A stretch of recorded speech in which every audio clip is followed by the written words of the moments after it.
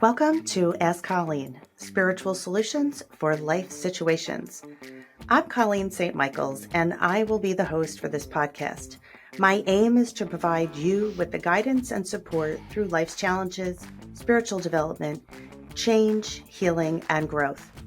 Drawing from over 2 decades of experience as a spiritual practitioner, I will share my wisdom and offer answers to the questions that may weigh heavy on your heart and your mind. Remember that you are not alone, you are capable, and the light within you is unstoppable.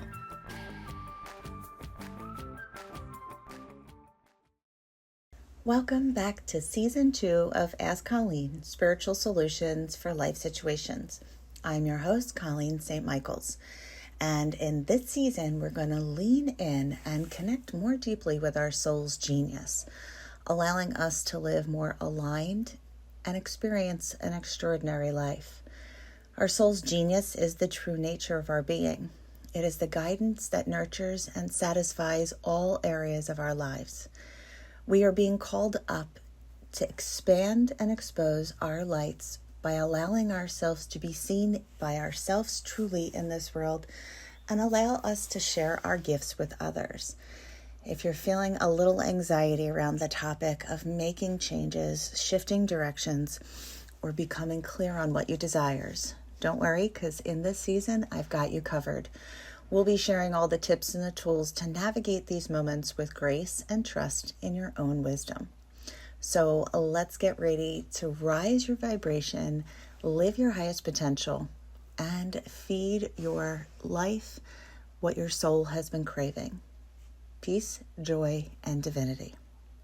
So, today we're talking about the sneaky saboteurs that are holding you back and how our unconscious thoughts can really create such a pollution to our dreams and our desires and our wants. So, if you ask yourself, what holds you back? Just a quick, whatever comes to your thoughts, whatever you desire, what's holding you back? Is it your belief that you're capable? Is it a situation outside of you? Is it X, Y, and Z? To become clear on what we want and what direction we want to move in, we have to become clear on what's holding us back.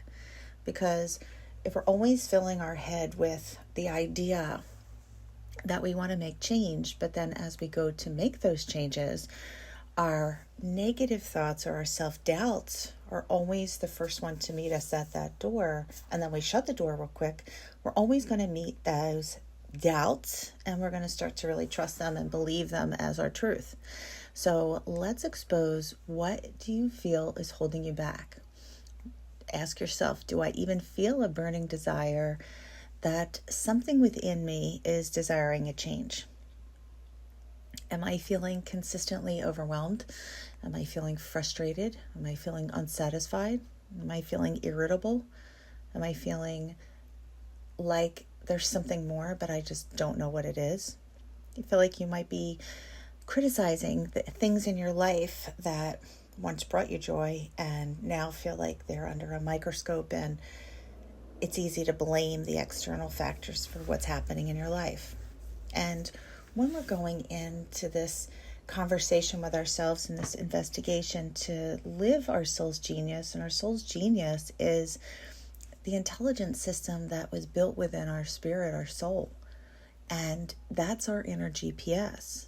And when we're looking to connect in with that soul genius within us, we need to know what is standing in the way between what it is I want and where I am. A lot of it is energetics. We are holding the vibration or the frequency of fear.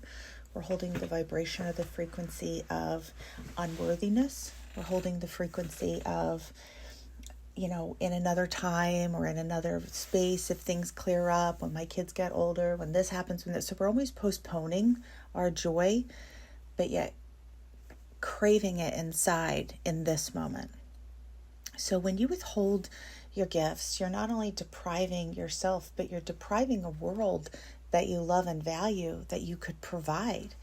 When we are holding ourselves back, when we're questioning our light, when we're questioning our purpose, when we're questioning our capabilities. We're really questioning that light inside of us. But that is where we get hung up.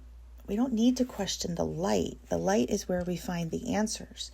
We need to question the human experience, because we're not spiritually developing, we're humanly detoxifying.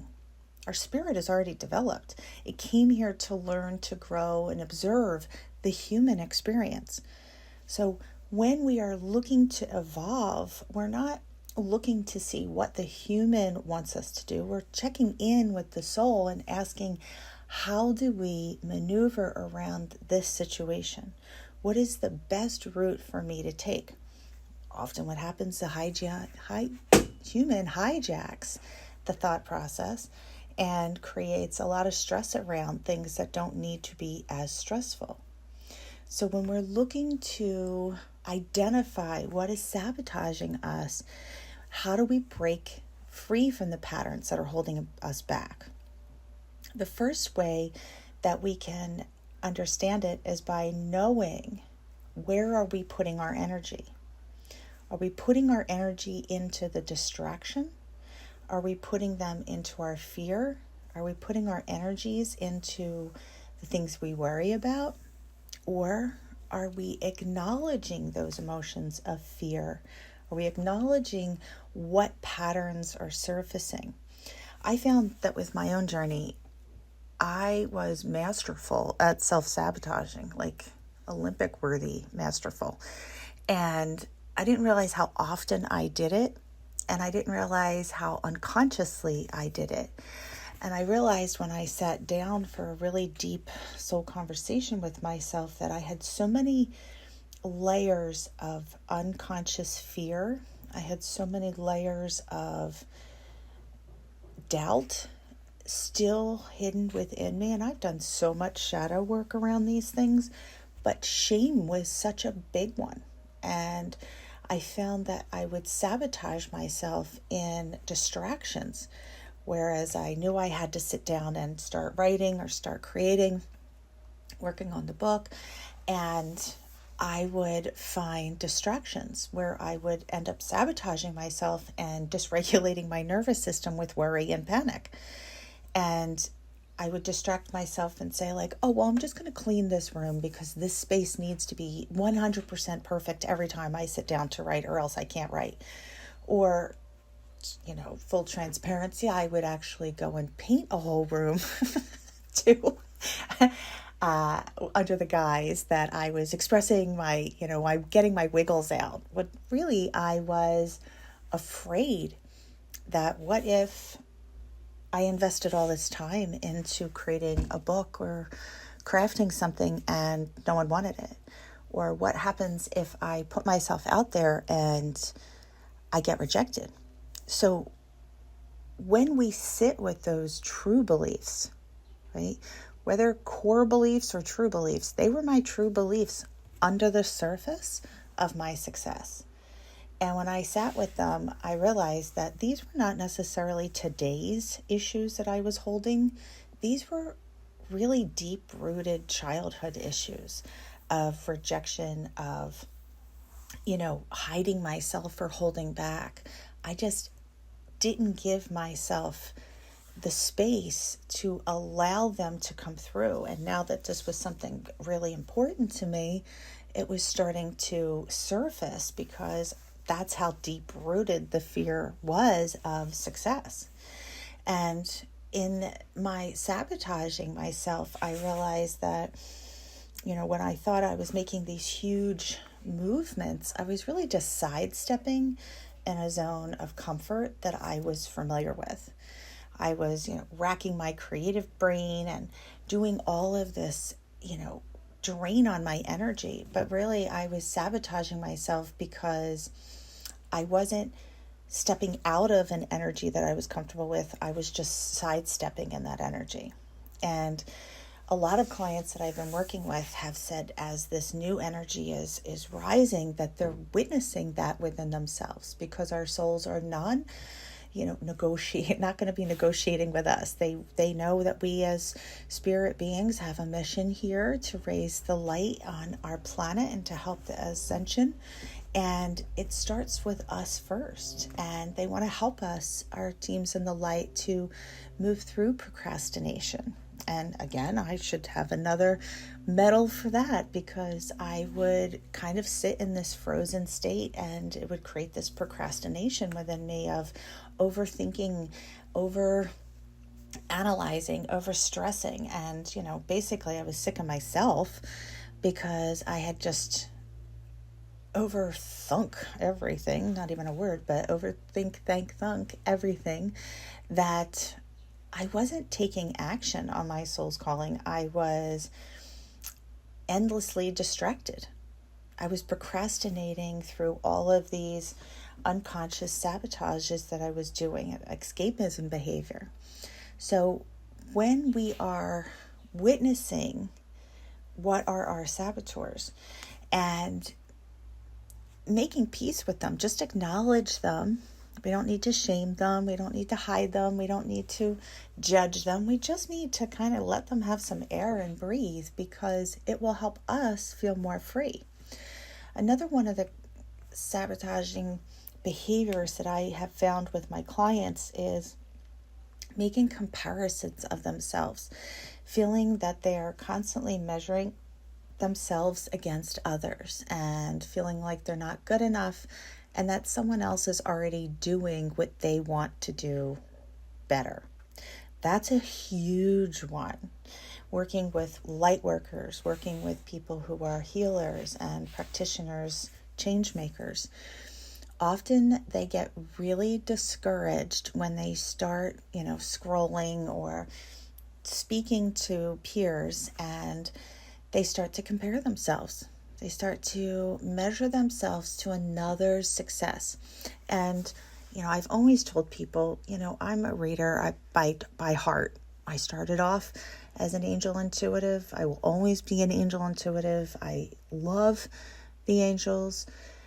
And as a reader, I would always tell my students who I was training how to, build a spiritual business and start to develop a client base.